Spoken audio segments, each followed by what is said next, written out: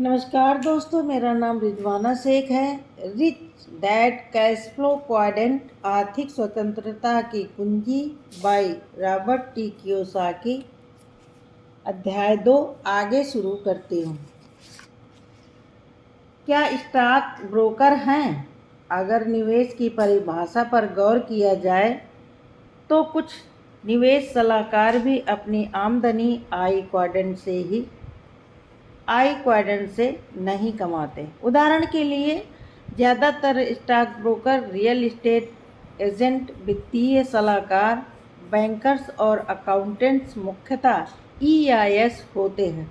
दूसरे शब्दों में, उनकी आमदनी उनके व्यावसायिक कार्य से आती है।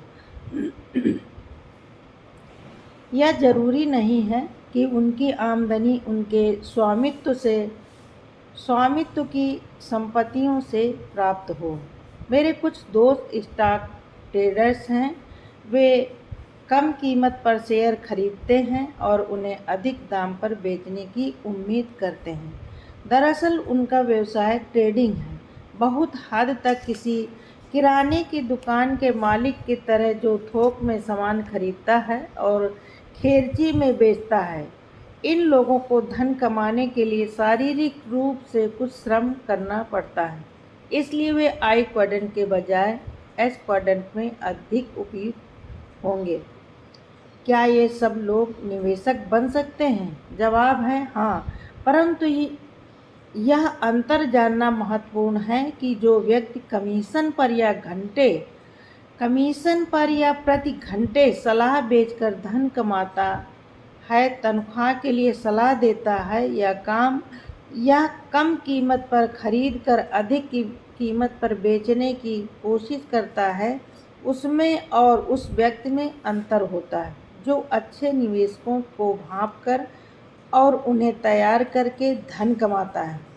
आपके सलाहकार कितने अच्छे हैं, यह पता लगाने का एक तरीका यह है कि उनसे पूछें कि उनकी कितनी प्रतिशत आमदनी कमीशन या फीस से होती है। इसके बाद उनसे यह पूछें कि उनकी निष्क्रिय आमदनी कितने प्रतिशत है, यानी उन्हें निवेशों या उनके स्वामित्व के दूसरे बिजनेसों से कितनी आमदनी होती है। मेरे कुछ CPA मित्र हैं जो ग्राहकों के नाम लिए बिना मुझे बताते हैं कि कई प्रोफेशनल निवेश सलाहकारों की निवेशों से आमदनी ना के बराबर होती है। दूसरे शब्दों में, जो वे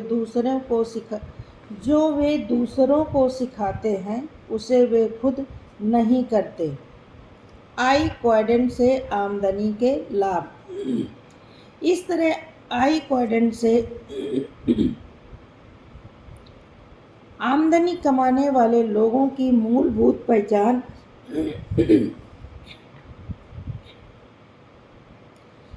पहचान यह है कि वे अपने पैसे से अधिक पैसा कमाने पर ध्यान केंद्रित करते हैं। अगर वे यह काम अच्छी तरह से करते हैं तो उनका पैसा उनके और उनके परिवार के लिए सदियों तक काम कर सकता है।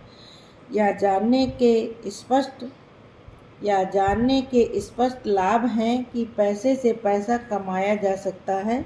एक लाभ तो यह है कि इसके बाद हर रोज़ सुबह उठकर काम पर जाने की ज़रूरत नहीं होती। इसके अलावा कई टैक्स लाभ भी हैं जो उन लोगों को नहीं मिलते जिन्हें अपने धन के लिए काम करना पड़ता है। अमीरों के और अमीर बनने का एक कारण यह है कि कई बार तो करोड़ों रुपए कमाने के बावजूद उस धन पर उन्हें कानूनी रूप से कोई टैक्स नहीं देना पड़ता। ऐसा इसलिए क्योंकि वे अपना धन आय के कॉलम से नहीं बल्कि संपत्ति के कॉलम से कमाते हैं। वे कर्मचारियों के रूप में नहीं बल्कि निवेशक के रूप में धन कमाते हैं। जो लोग धन के लिए काम करते हैं उन पर न सिर्फ अक्सर ज़्यादा ऊंची दरों से टैक्स लगता है, बल्कि टैक्स उनके वेतन से ही काटा जाता है और वे अपनी आमदनी के उस हिस्से की देख भी नहीं पाते हैं। अधिक लोग निवेशक क्यों नहीं हैं? आई क्वाड्रेंट कम काम करने, अधिक धन कमाने और टैक्स चुकाने वाले लोगों का क्वाड्रेंट है। तो फिर अधिक लोग निवेशक क्यों नहीं हैं? उसी वजह से जिस वजह से ज़्यादातर लोग अपना खुद का बिजनेस शुरू नहीं करते। इसका सारांश एक ही शब्द में दिया जा सकता है, जोखिम। लगातार लोग इस विचार को पसंद नहीं करते कि वे अपनी मेहनत से कमाए गए पैसे को कहीं डाल दें और वह लौटकर वापस न आए। बहुत से लोग पैसे गंवाने से इतना डरते हैं कि वे निवेश न करने या धन संबंधी किसी तरह का जोखिम ना लेने का विकल्प चुनते हैं, भले ही बदले में उन्हें कितना ही धन अधिक मिल सकता हो। हॉलीवुड की एक मशहूर हस्ती ने एक बार कहा था, मैं निवेश पर मिलने वाले ब्याज के बारे में चिंतित नहीं हूँ, मैं तो निवेश यानी मूलधन के वापस लौटने के बारे में चिंतित हूँ। धन गंवाने का जोखिम निवेशकों को 4 बड़ी श्रेणियों में विभाजित करता है। नंबर 1, जो जोखिम विरोधी है, जो खेल को सुरक्षित तरीके से खेलते हैं और अपने पैसे को बैंक में रखते हैं। नंबर 2, जो निवेश करने का काम किसी और को सौंप देते हैं, जैसे किसी आर्थिक सलाहकार या म्यूचुअल फंड मैनेजर को। नंबर 3, जुआरी। नंबर 4, निवेशक। जुआरी और निवेशक के बीच अंतर होता है। जुआरी के लिए निवेश किस्मत का खेल है, निवेश के लिए निवेश करना योग्यता का खेल है, और जो लोग किसी दूसरे को निवेश करने के लिए अपना धन सौंप देते हैं, उनके लिए निवेश अक्सर एक ऐसा खेल होता है जिसे वे सीखना नहीं चाहते। इन लोगों के लिए महत्वपूर्ण बात यह होती है कि वे अपना आर्थिक सलाहकार सावधानी से चुनें। आने वाले अध्याय में यह पुस्तक निवेशकों के 5 स्तरों का विस्तार से वर्णन करेगी, जो इस विषय पर आधारित प्रकाश डालेंगे। जोखिम लगभग शून्य हो सकता है। निवेश के बारे में अच्छी खबर यह है कि जोखिम को काफ़ी हद तक कम किया जा सकता है, यहाँ तक कि खत्म भी किया जा सकता है, और इसके बावजूद आपको अपने धन पर काफ़ी धन मिलता है, बशर्ते आप खेल को खेलना जानते हों। सच्चे निवेशक को ये शब्द कहते सुना जाएगा, कितनी जल्दी मुझे अपना धन वापस मिलेगा। मूलधन वापस मिल जाने के बाद मुझे बाकी जीवन में अपने निवेश से कितनी आमदनी होती रहेगी। सच्चा निवेशक हमेशा यह जानना चाहता है कि उसे अपना मूलधन कितनी जल्दी वापस मिलेगा। जिन लोगों का रिटायरमेंट अकाउंट होता है, उन्हें यह जानने के लिए बरसों इंतजार करना पड़ता है कि उन्हें उनका धन वापस मिलेगा भी या नहीं।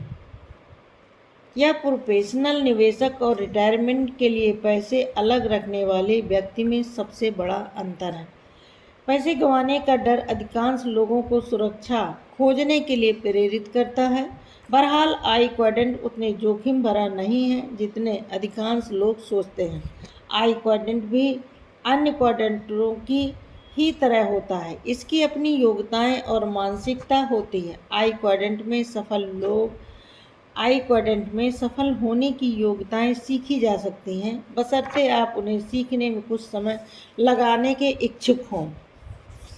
एक नया युग शुरू होता है। 1989 में बर्लिन की दीवार गिर गई। दुनिया के इतिहास में यह सबसे महत्वपूर्ण घटनाओं में से एक थी। यह साम्यवाद की असफलता की सूचक थी, परंतु मेरे विचार से यह इससे भी अधिक महत्वपूर्ण थी।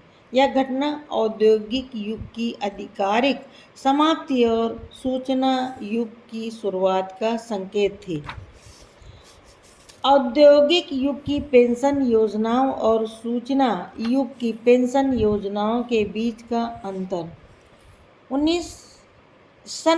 1492 में कोलंबस की समुद्र यात्रा लगभग औद्योगिक युग की शुरुआत के आसपास हुई। 1989 में बर्लिन की दीवार का ढहना एक ऐसी घटना थी जिसने उस युग के अंत का संकेत दिया। ऐसा लगता है कि आधुनिक इतिहास में हर 500 साल बाद महान आमूल चूल परिवर्तन घटित होते हैं। हम इस समय एक ऐसे ही दौर में हैं। यह परिवर्तन करोड़ों लोगों की आर्थिक सुरक्षा को पहले ही खतरे में डाल चुका है। हालांकि उनमें से अधिकांश लोग अब भी उस परिवर्तन के आर्थिक प्रभाव के बारे में नहीं जानते और उनमें से कई उन्हें नहीं झेल सकते। यह परिवर्तन औद्योगिक युग की पेंशन योजना और सूचना युग की पेंशन योजना के बीच का अंतर है। जब मैं बच्चा था तो मेरे अमीर डैडी मुझे प्रोत्साहित करते थे कि मैं अपने धन का जोखिम लूं और निवेश करना सीखूं। वे हमेशा कहा करते थे, अगर तुम अमीर बनना चाहते हो तो तुम्हें यह सीखने की ज़रूरत है कि जोखिम कैसे लिया जाए। निवेशक बनना सीखो। घर पर मैंने अपने शिक्षित डैडी को अपने अमीर डैडी के सुझाव के बारे में बताया कि हमें निवेश करना और जोखिम को मैनेज करना सीखना चाहिए। मेरे शिक्षित डैडी ने जवाब दिया, मुझे यह सीखने की कोई ज़रूरत नहीं कि निवेश कैसे किया जाए। मेरे पास सरकारी पेंशन योजना है, टीचर्स यूनियन की पेंशन है और गारंटी शुदा सामाजिक सुरक्षा लाभ है। तो फिर अपने धन का जोखिम क्यों लिया जाए। मेरे शिक्षित डैडी औद्योगिक युग की पेंशन योजनाओं जैसे सरकारी कर्मचारी पेंशनों और सामाजिक सुरक्षा में विश्वास करते थे। जब मैं यूएस मैरीन कोर में अपना नाम लिखवाया तो वे खुश हुए, इस बात पर चिंतित होने के बजाय कि वियतनाम में मेरी जान जा सकती है। वे बोले, 20 साल तक इसी में बने रहो और तुम्हें जीवन भर के लिए पेंशन और मेडिकल लाभ मिलेगा। हालांकि इनका अब भी प्रयोग होता है, परंतु इस तरह की पेंशन योजनाएं अब प्रचलन से बाहर हो चुकी हैं। यह विचार कि कंपनी आपके रिटायरमेंट के लिए आर्थिक रूप से जिम्मेदार और सरकार पेंशन योजनाओं के द्वारा आपके रिटायरमेंट के बाद की ज़रूरतों को पूरा करेगी, एक पुराना विचार है जो अब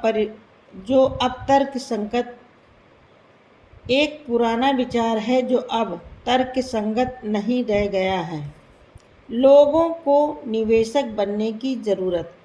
जब हम सुनिश्चित लाभ वाली पेंशन योजनाओं से आगे बढ़ते हैं, यानी औद्योगिक युग की रिटायरमेंट योजनाओं से निकलकर सूचना युग की पेंशन योजनाओं यानी सुनिश्चित योगदान वाली पेंशन योजनाओं पर आते हैं, तो इसका परिणाम यह होता है कि व्यक्ति के रूप में अब आप खुद के लिए आर्थिक रूप से पूरी तरह जिम्मेदार हैं। बहुत कम लोगों ने इस परिवर्तन पर गौर किया है। औद्योगिक युग की पेंशन योजना। औद्योगिक युग में सुनिश्चित लाभ की पेंशन योजना का मतलब यह था कि कंपनी आपको यानी कर्मचारी को गारंटी देती थी कि जब तक आप जिंदा रहेंगे तब तक आपको एक निश्चित धनराशि मिलती रहेगी। लोग इसलिए सुरक्षित महसूस करते थे